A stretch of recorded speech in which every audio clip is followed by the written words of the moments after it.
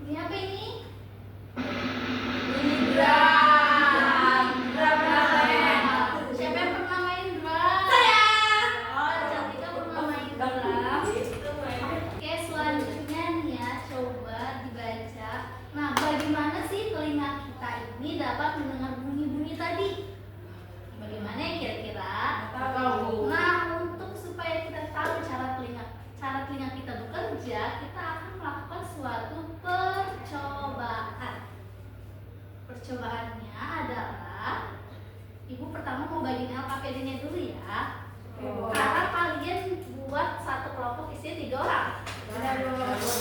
Nah, sekarang Ibu akan bagikan LKPD untuk di sini ada petunjuk percobaannya dan habis itu ada pertanyaan-pertanyaan yang harus dijawab. Pulpen dulu.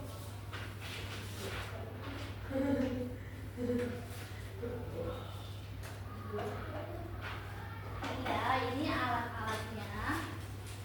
Sekarang coba dilihat di halaman yang pertama. Pertama kalian kasih nama dulu. Nama kalian bertiga ditulis, jangan lupa ya.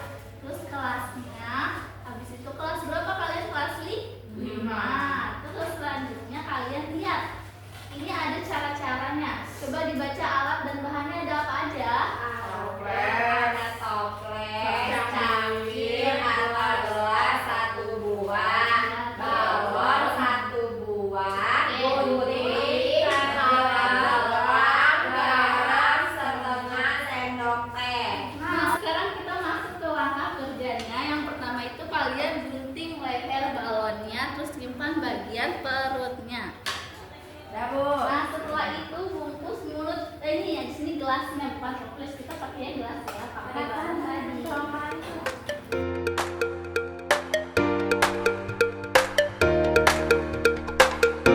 Nah, setelah itu kalian eratkan, sudah dieratkan tuh.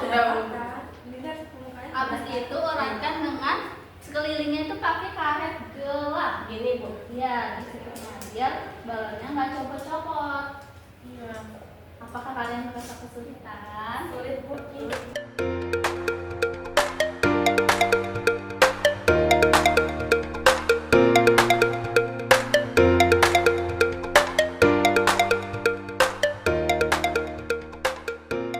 Ya, Bu. Nah, di sini perlu diperhatiin ya, kalau misalnya balonnya kencang itu bisa juga robek, jadi hati-hati juga ya. Nah, sekarang taburkan garam di atas balonnya. Terus sekarang taburkan garam di atas balon. Iya, di atas balon sini. Gak usah terlalu banyak, ambil secukupnya aja. Sejumput. Iya, boleh.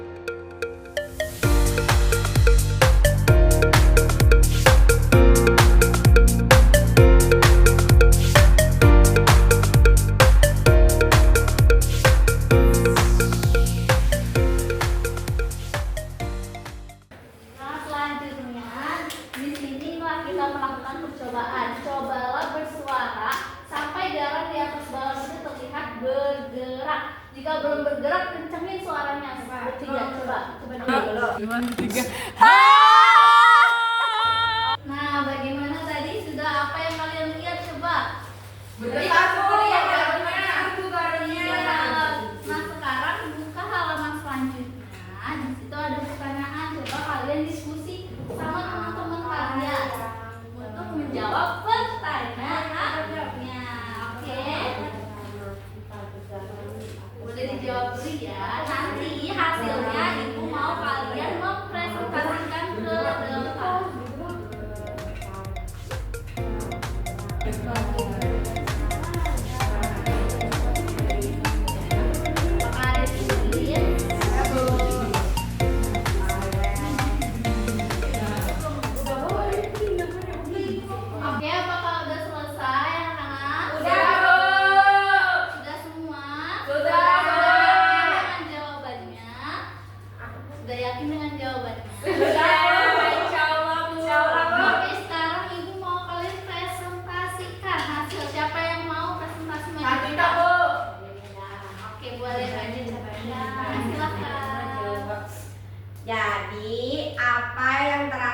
informasi pada garam di atas balon saat kalian bersuara. Garamnya bergerak-gerak atau bergetar. Menurut kalian, apa yang membuat garam bergerak? Suara kita yang membuat balon bergetar sehingga garam ikut bergerak.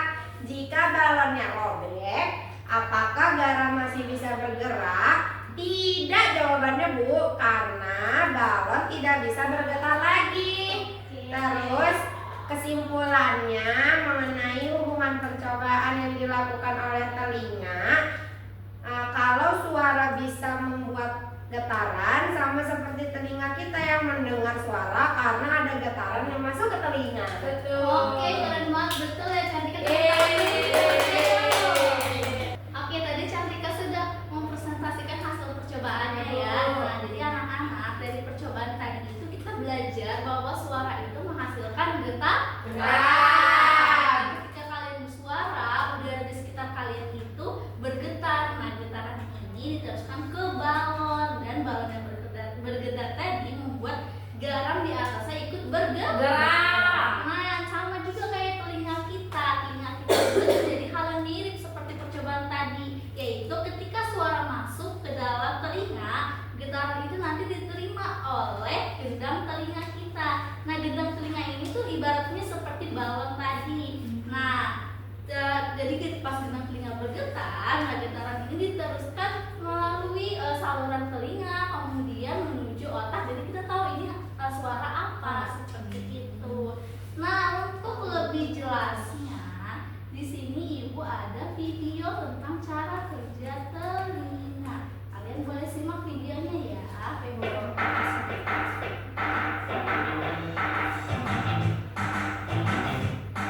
Hai teman-teman, pernahkah kalian penasaran bagaimana suara masuk ke telinga dan terdengar jelas? Yuk, kita jelajahi perjalanan suara dari luar hingga bisa kita dengar, mulai dari musik, tawa, hingga bisikan. Siap untuk petualangan seru? Telinga kita mengumpulkan suara dan mengubahnya menjadi pesan yang diterima oleh otak. Telinga juga memberi informasi tentang keseimbangan pada otak. Telinga memiliki 3 bagian yang bekerja sama, yaitu telinga luar, telinga tengah, dan telinga dalam. Telinga luar terdiri dari daun telinga dan saluran telinga. Bagian-bagian ini menangkap suara dari lingkungan dan mengirimkannya ke telinga tengah. Telinga tengah mengubah suara menjadi getaran. Suara yang masuk ke telinga tengah mengenai gendang telinga, sehingga gendang telinga bergerak. Tabung Eustachius membantu gendang telinga bekerja dengan baik dengan menjaga tekanan udara seimbang di kedua sisi. Ketika gendang telinga bergerak, 3 tulang kecil yang disebut osikel bergetar. Osikel atau tulang-tulang kecil yang berada di telinga tengah terbagi menjadi 3 bagian, yaitu malleus, infus, dan stapes. Kegetaran ini kemudian dikirim ke telinga dalam. Telinga dalam menerima getaran dan mengubahnya menjadi pesan yang dikirim ke otak. Pesan ini disebut sinyal saraf. Telinga dalam terdiri dari koklea dan vestibula yang termasuk saluran setengah lingkaran. Koklea memiliki cairan yang bergerak seperti gelombang saat getaran masuk dari telinga tengah. Cairan yang bergerak ini membuat sel-sel rambut menghasilkan sinyal saraf tentang suara. Saluran setengah lingkaran juga menggunakan cairan bergerak untuk membuat sinyal yang membantu keseimbangan. Sinyal dari koklea berjalan melalui saraf pendengaran. Sedangkan sinyal dari saluran setengah lingkaran berjalan melalui saraf vestibular. Kedua saraf ini bergabung dan menuju ke otak. Di otak, sinyal-sinyal ini digunakan untuk mendapatkan informasi tentang suara dan keseimbangan. Sungguh luar biasa, bukan? Tuhan menciptakan telinga untuk membantu kita bisa mendengar suara dan juga penjelasan bagaimana kita bisa mendengar dari video ini. Oke, jadi begitu cara kerja telinga. Nah, di sini Ibu sudah ringkas. Jadi awal itu ada dari bunyi. Bunyi itu nanti akan ditangkap oleh daun telinga. Terus abis itu dia jalan menuju saluran telinga. Kemudian dia ditangkap oleh gendang telinga.